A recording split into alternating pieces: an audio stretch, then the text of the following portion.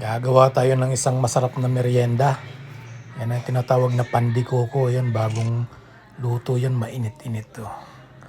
Ito na, simulan na natin. Ito pala yung mga sangkap. Nagtimbang lang ako ng harina dyan. Yan, tapos yes, pasensya na pala, nalubat ako. Kaya hindi ko na nagawang kunan ng video, pero yan, sinalang ko na sa mixer. Mamaya na lang isama ko yung mga ingredients ng ating tinapay. Ayan na pala, pinaalsa ko na pala yan ng 1 hour. At habang pinapaalsa yan, magluto tayo ng palaman ngayon ng pandikoko. Ayan, desiccated coconut, tinimbang ko. Tapos nilagyan ko ng brown sugar. Tapos nilagyan ko rin siya ng butter. Ayan, kailangan matimbang. Nilagyan ko ng fresh milk at niluto sa mahinang apoy. At sinusunod ko lang yan sa halo-halo para hindi masunog. Para hindi siya dumikit. At tapos yan nilipat ko lang at kailangan ko ng palamigin yan. Para mamaya maayos na. At nung lumamig na, pinorsyon ko siya. Para maporsyon ko rin sakto. Kung gaano karami yung palaman, ganun din karami yung gagawin kong porsyon ng ating dough. Ito na, after 1 hour, malsa na. Tanggalan na natin ang hangin. At porsyon na natin siya. So pinorsyon ko yan tig 42 grams bawat isa para makakuha ako ng 32 piraso. Ayan, binilog-bilog ko lang muna siya. Habang binibilog-bilog, tapos mamaya yan, lalagyan natin siya ng palaman. Pagkatapos natin bilogin ng mga tinapay natin.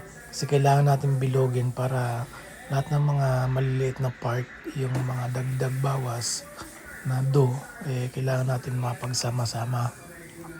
Pero madali lang yan. Kung sanay na kayo magbilog-bilog yan, madali lang gawin yan, mabilis lang. Sa akin, ano na lang yan practice. So, yan na nga, ayan.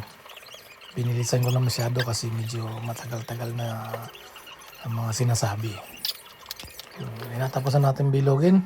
Kaya maglagay na tayo ng palaman sa ating pandikoko. Ayan na siya. Tingnan nyo na lang, nilapad-lapad ko lang siya ng bahagya.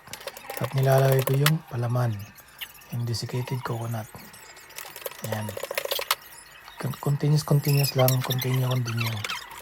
Pero pag sanay na kayo niyan, madali na lang yan gawin. Ayan o, tingnan nyo, di ba napakadali? Ayan, mabilis diba? Ito yung merienda lang namin. Pagkatapos kung nga siya lagyan ng palaman at i-flat, tinusok-tusok ko lang ng tinidor ng 3 tusok. Ayan o, para pandikoko talaga yung itsura niyan.